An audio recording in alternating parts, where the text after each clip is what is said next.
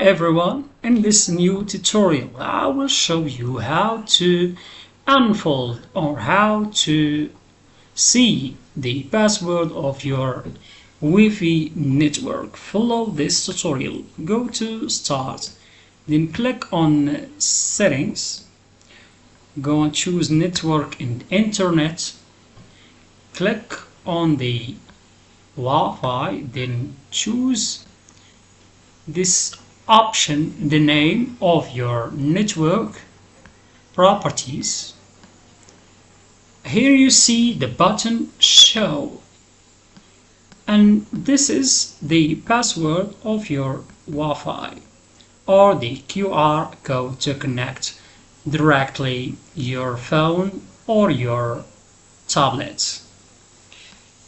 Thank you for watching this video. Do not forget to subscribe on our channel and to share this video with your friends.